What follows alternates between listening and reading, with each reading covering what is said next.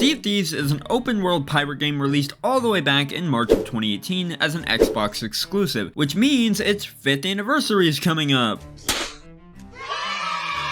Anyways, to celebrate its 5th anniversary, I decided to make a review of it to see just how well it holds up 5 years later. Before I get started with the video though, if you guys enjoy this type of content, please consider subbing to the channel and leaving a like on this video as it helps out greatly. Anyways, on to the review. As I said at the start of this video, Sea of Thieves was released in March 2018, more specifically March 20th, 2018, and man, I was excited. While I wouldn't get my Xbox One till August 2018, I was still super hyped for Sea of Thieves. I remember watching Xbox's E3 press conference back in 2017 and seeing the gameplay trailer for Sea of Thieves for the first time and just being absolutely blown away. It was like nothing I had ever seen before in a video game. Sea of Thieves has always reminded me of an MMO I used to play back in the day called Pirates of the Caribbean Online. Now while that game is dead and gone, I was hoping that I'd be able to relive some of the memories I made playing that game as a kid by playing Sea of Thieves. Come time for release, however, and the game got hit hard with mixed to negative reviews. People like Angry Joe slamming the game with a 4 out of 10. For $60, this is a straight ripoff! And it's easy to understand why. When Sea of Thieves first launched, it had barely any content and hardly enough to do. Even when I got my hands on Sea of Thieves sometime later in 2018, even I felt bored out of my mind playing it. There simply wasn't enough content to keep me and other players interested at the time. However, over the years, more and more content has been added, like more quests, skull forts, PvP, etc, etc. And while I'm not going to cover everything as I'm not a hardcore Sea of Thieves player, I am going to talk about things I've personally had experience with in the game. Anyways, 5 years later, Sea of Thieves is packed with more content than ever before. But how is the game itself? Let's find out.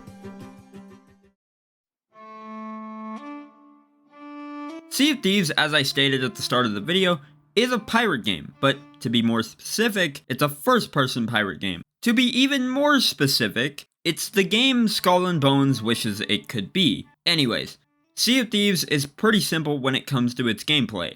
When you start up the game, you're given the option of 3 ships, a sloop, a brig, and a galleon. One part I completely forgot to mention is that you can also buy ships now. Buying ships is a really cool way of making a ship your own, because when you play Sea of Thieves normally, usually you just get a ship that you stick with until you log off. With this one, this ship is pretty much yours forever. You can save cosmetics to it and really make it feel like your own ship.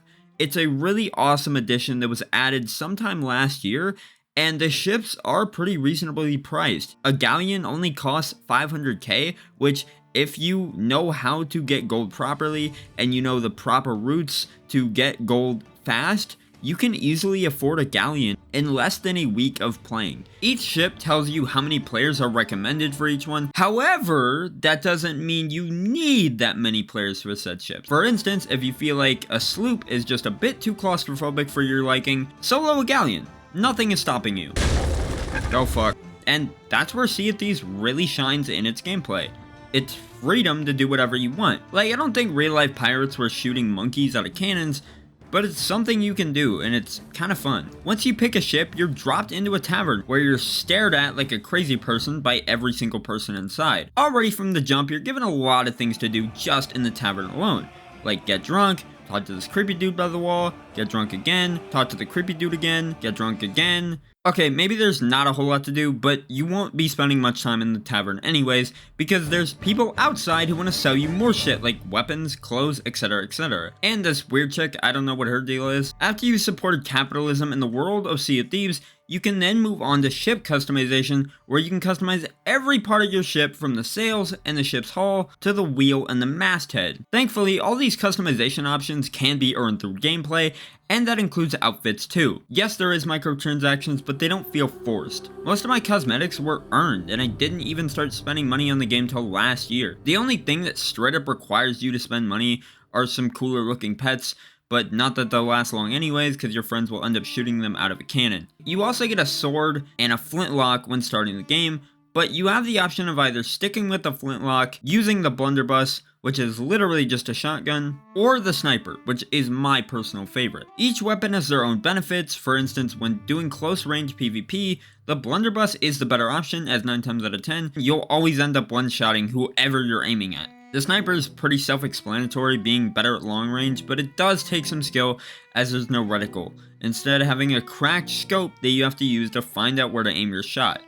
I honestly don't mind it, and you get used to it pretty quickly. The sword, however, will always be your best friend. It can not only be a lifesaver if you run out of ammo in your gun, you can also use it to get around quicker with its charge mechanic. If you jump at just the right time, you can zoom across certain areas in half the time compared to if you had just walked. Speaking of boosting yourself, not only are cannons useful for PvPing and shooting your pets to space with, but you can also shoot yourself out of the cannons to get to places quicker.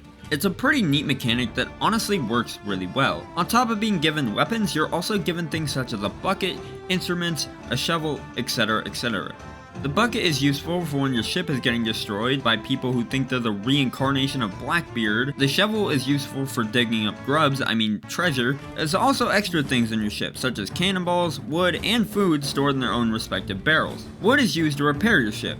If you have holes in your ship, use wood. If you have a broken mast, use wood. If you're wanted for sailing a ship under the influence... Hi, I'm Saul Goodman. Did you know that you have rights? Another important part about the gameplay is you can represent an emissary, each giving you different rewards. Once you choose to represent an emissary, you'll be given a flag on your ship that will remain there until your ship either sinks or you log off. They pretty much give you increased rewards, with each having their own benefit. I don't have enough experience with any of the other emissaries to really speak on them, but I can say that each emissary does have a leveling system which lets you unlock things such as outfits and other rewards themed around the emissary. I believe to get Pirate Legend, which is the highest rank in the game, you need to complete all the emissaries, which can take a long time for a casual Sea of Thieves player like myself, but it can be done. The gameplay of Sea of Thieves, while somewhat simple at its core, is really fun. The emissaries will provide you with quests to complete, which usually have you solving riddles to find where chests are buried in an island. Some quests can vary with how many islands you get to explore and find treasure on, but most of the time you might get 1, 2, or even 3 islands to find treasure on. Sometimes it can go up to 8 islands, which is kind of crazy and can net you with a lot of money. Sure, it can get boring after a while, but there's also things that can happen while you're looking for the treasure, like skeleton ships just kind of showing up out of nowhere because they feel like it. Sailing around with your friends and seeing skeleton ships right alongside you as everybody is frantically running around the ship doing their part to help win the fight against said skeleton ship is a really fun feeling. Sometimes it's not an AI ship and it'll be a player ship full of other players trying to take your hard-earned treasure.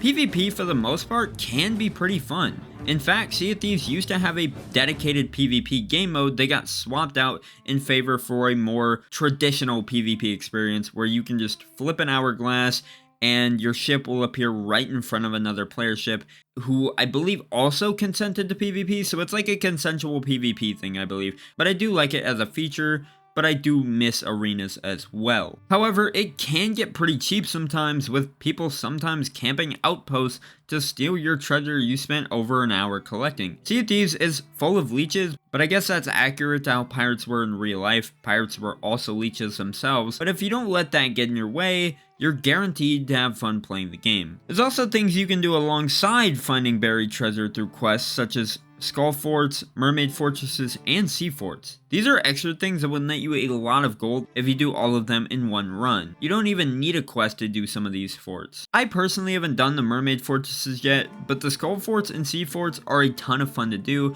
and give you a lot of chests. Once you reach Pirate Legend, you unlock additional harder quests that are usually much longer and much more intense than the ones you get before you reach Pirate Legend. I've only done one of these Pirate Legend quests, but man was it a blast to play through. You constantly have to be on your toes because one mistake can fuck up the whole quest and lead to the death of not only you, but your crew as well. The Pirate Legend quest I did, if I remember correctly, just threw skeleton ships at me and my crew the whole time, but it was still a blast. Sea of Thieves, even in its most intense gameplay moments, still manages to be really fun. And while doing the same thing of finding buried treasure, doing skull fort after skull fort, and collecting chests can get repetitive, playing the game with friends will solve that problem of the game getting boring very quickly. After you collect all your treasure and decide you're done for the day, you can take it back to an outpost and sell each and every bit of treasure you have to each respective person. Different people on the outpost will take specific items. For example, the gold hoarder only accepts treasure and gems, while the lady at the dock will only accept spices and whatnot. It is a pain sometimes running from person to person to sell each individual item, but once you see the payout at the end, it's all worth it. Overall, I really enjoy the gameplay of Sea of Thieves. It's fun, calm, and pretty damn addictive. The open world feels expansive, like you're actually exploring the ocean, never knowing what you'll discover next. It's a gameplay formula that I think only Sea of Thieves can pull off, and pirate games in the future may struggle to replicate properly. Sea of Thieves may be one of the most beautiful games I have ever played. This is the one thing Rare got right back when the game first launched. The water, the atmosphere, everything about the game is just so beautiful. When you're not getting attacked by sweaty players for no reason, Sea of Thieves is one of the most calming and relaxing games ever. The art style is just so unique when you compare it to other games. It stands out and really feels like something special. Rare did what Rare had been doing for years and really put everything into the art style. Every Rare game has its own unique art style that just makes all of their games look incredible. Banjo-Kazooie, for example. And I'm glad Rare went for the cartoonish look in Sea of Thieves because it works really well. I can't help but get immersed every time I play it because of how beautiful the game is. Sea of Thieves might also have some of the best looking water I've ever seen in a game. The physics of the water, whether it be during absolutely nothing happening or a whole thunderstorm, are really good. I can't believe how well Rare nailed the water physics in this game.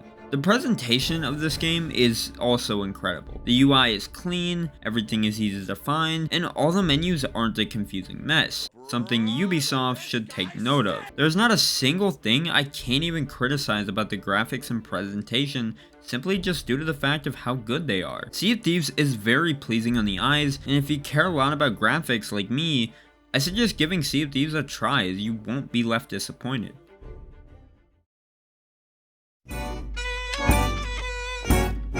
Sea of Thieves has one of the hardest soundtracks I have ever heard in a video game. Every song in the soundtrack is an absolute banger. My personal favorite being Summon the Megalodon. Each song legitimately feels like it was something that pirates would have actually played in real life. The songs also fit the tone of the game really well.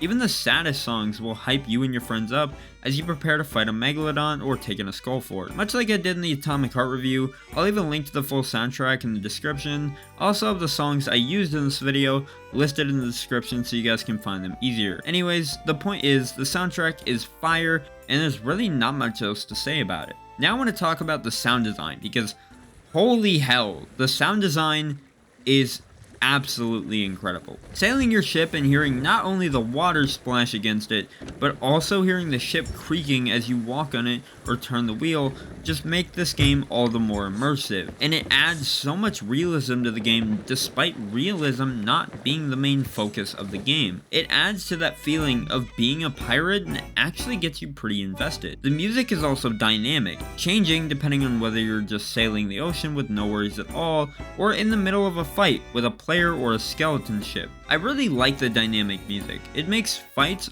all the more intense and makes it feel like a damn movie. I could go on and on about the sound design of Sea of Thieves, but we'd just be here for hours and hours. Last thing I can say about the sound is having spatial audio on is a must for this game. It will improve your experience exponentially.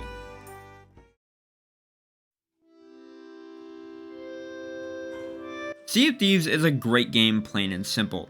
I can't even put an entire section in this script dedicated to just talking about the flaws the game has, because in my opinion, there just isn't enough problems to warrant that. Rarely have me and my friends encountered game-breaking bugs or things that ruin our experience. The one complaint I do have though is that I wish more players were allowed in one server. I believe right now the max amount of ships that can be in a server is 5, but I believe the map is big enough for at least 10. I get why they have it at 5 because it opens up the servers a bit more and improves matchmaking, not having as many ships per server, but having more than 5 could just make things more unpredictable, more chaotic, and more fun. Other than that, there's really not much else to complain about in Sea of Thieves. It's a great game to play with your friends if you're bored of everything else out right now, and you can even play it by yourself if you feel so inclined to do so. With all the content it has to offer, such as quests, ranks, earnable cosmetics, and more, this is a game you can spend countless hours on. Sea of Thieves is just one of those games that will never age because even 5 years later,